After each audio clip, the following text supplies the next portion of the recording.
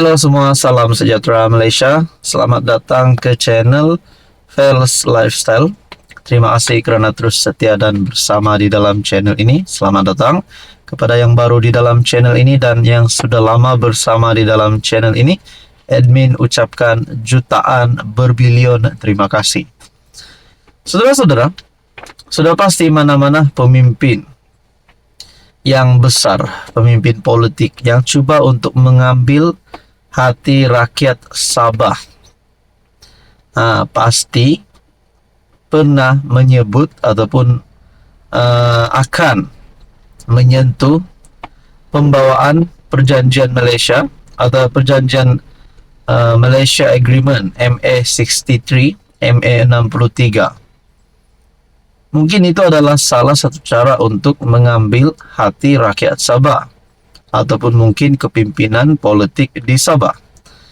Baru-baru ini bekas Perdana Menteri Tan Sri Muhyiddin Yassin memberi jaminan MA63 jadi manifesto utama. Akhirnya Muhyiddin Yassin bersuara akan memberi jaminan kepada rakyat Sabah bahawa MA63 menjadi manifesto utama Perikatan Nasional. Seperti yang kita tahu, pilihan raya negeri Sabah dijangkakan diadakan pada 2025. Presiden Bersatu pula dalam satu kenyataan memberi jaminan tuntutan bayaran 40% kepada Sabah yang termaktub dalam MA63 akan dimasukkan ke dalam manifesto PN pada PRN ke-17 di Sabah akan datang. Adakah di sini Parti Bersatu ataupun Perikatan Nasional Sabah sekiranya akan menang PRN 17 Sabah akan datang? Adakah PN akan mengisi kuota ketua menteri dan menteri-menteri di dalam kabinet kerajaan negeri Sabah yang baharu nanti? Adakah Muhyiddin boleh menjadi ketua menteri Sabah? Sampai kata rakan ada cakap Hadi Awang yang pernah menyentuh berkaitan dengan politik Sabah sampai mencalonkan, mungkinkah Hadi Awang boleh jadi ketua menteri Sabah sekiranya PAS ingin menawan Sabah?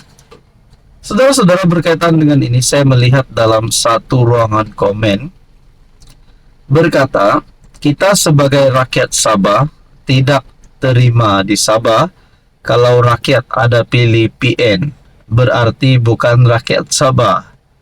Ada yang kata jaga parti masing-masing.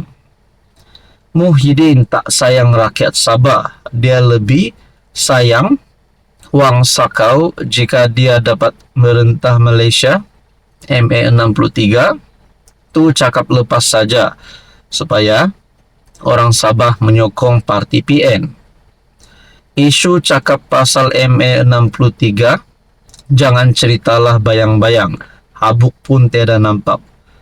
Jadi sebenarnya adakah Muhyiddin hanya membuat kenyataan sedemikian untuk mengambil hati rakyat? Muhyiddin berkata Bersatu tidak akan berputus asa untuk menang kembali di Sabah selepas parti itu dikhianati wakilnya Datuk Seri Haji Jinur. Boleh menang ke saudara? Belum lagi menang, tapi saya nak ucap tahniah. Kiandi, dia cerita apa sudah terjadi pada waktu kita pimpinan negara. Nah, saudara-saudara, berkaitan dengan kenyataan Muhyiddin, rakyat Sabah cuba komen. Muhyiddin beri jaminan MA63 jadi manifesto utama PN. Hai, hello, salam sejahtera Malaysia.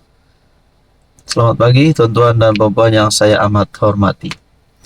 Kita telah terima berita di mana lantikan pengerusi Pakatan Harapan yang baharu. Pengerusi PH yang baharu. Sudah pasti pemimpin yang dipilih ini adalah pemimpin yang mendapat undian majoriti dan sudah pasti menjadi pilihan di kalangan parti. Seperti yang kita tahu, parti komponen di dalam Pakatan Harapan, PKR, DAP, Amanah, dan APKO di Sabah. Dan pada akhirnya, PH telah memilih pengerusi Pakatan Harapan yang baru. Bukan di peringkat persekutuan, tetapi pengerusi PH Sabah yang baru telah dipilih, yaitu Datuk Iwan Benedict.